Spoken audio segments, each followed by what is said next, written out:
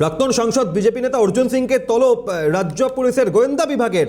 তলবে হাজিরা দিচ্ছেন প্রাক্তন সাংসদ। বারাকপুর লোকসভা কেন্দ্রের প্রাক্তন সাংসদ বিজেপি নেতা অর্জুন সিংকে তলব বারাকপুর পুলিশ কমিশনারেটের তরফ থেকে। গোয়েন্দা বিভাগে এই তদন্ত প্রক্রিয়ায় তলব করা হয়েছে। মুখ্যমন্ত্রীকে চ্যালেঞ্জ জানিয়ে হাজিরা দিচ্ছেন অর্জুন সিং। অর্জুন সিংকে তলব করা হয় গোয়েন্দা বিভাগের তরফ থেকে। বারাকপুর পুলিশ কমিশনারেটের অন্তর্ভুক্ত ডিটেকটিভ ডিপার্টমেন্টের তরফ থেকে তলব বিজেপি নেতা প্রাক্তন সাংসদ অর্জুন সিংকে।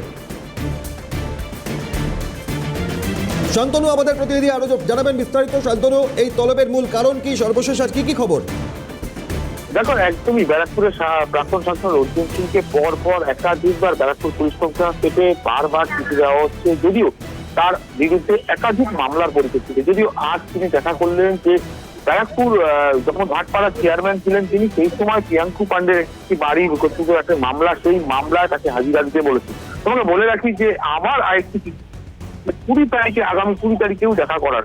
যদিও আজ যে 17 তারিখ, আজকে তিনি ব্যারাকপুর ডিবি অফিসে এই মুহূর্তে আসলেন এবং দেখা করলেন ডিবি ডিটেকটিভ ডিপার্টমেন্ট। যদিও তিনি বলছেন যে এটা সম্পূর্ণটাই রাজনৈতিক প্রশংসা। তিনি যেহেতু শাসক দলের বিরুদ্ধে তিনি রয়েছেন এবং শাসক দলের বিরুদ্ধে একাধিক মন্তব্য করছেন, তাই যারা পুলিশ দিয়ে রীতিমতো তাকে হ্যারাসমেন্ট করার চেষ্টা করছে, এমনটাই ব্যারাকপুরের প্রাক্তন সাংসদ অর্জুন সিং তিনি সরাসরি অভিযোগ করছেন। ধন্যবাদ শান্তনু।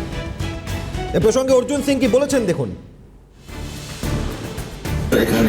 এরা জানে না আমরা ব্যারেকপুরের ছেলে। এখানে রোজ কেস খেয়ে খেয়ে খেয়ে সিপিএমের আমল থেকে আমি বড় হয়েছি।